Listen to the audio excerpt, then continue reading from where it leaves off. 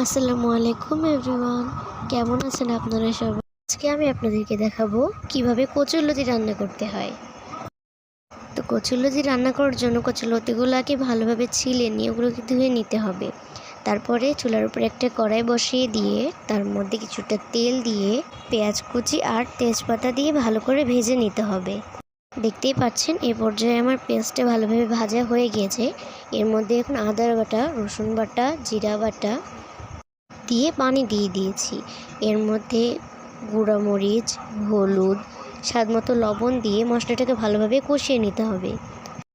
ভিডিওটি যদি ভালো লাগে ভিডিওতে অবশ্যই একটা লাইক দিবেন আর কমেন্ট করে জানাবেন রেসিপিটি আপনাদের কাছে কেমন লেগেছে।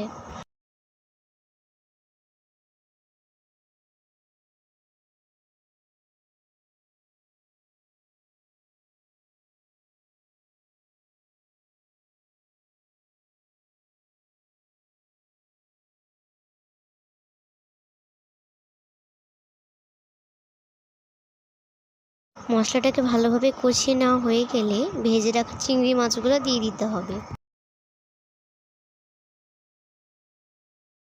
তারপর একটু ভালোভাবে নেড়ে চেড়ে কচুরলতি আর আলু দিয়ে ভালোভাবে মিক্স করে নিতে হবে।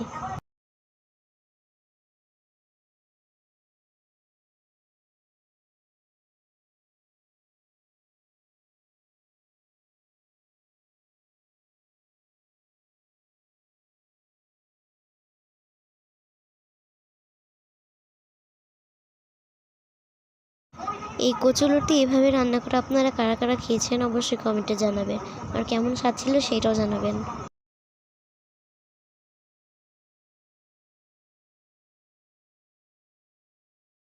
মশলার সাথে কচুরলতিটাকে ভালোভাবে কষিয়ে নেওয়া হয়ে গেলে এর মধ্যে পানি দিয়ে সিদ্ধ হওয়া পর্যন্ত অপেক্ষা করব।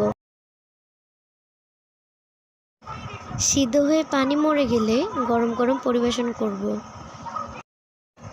রেসিপিটা কেমন লাগলো অবশ্যই কমেন্টে জানিয়েন।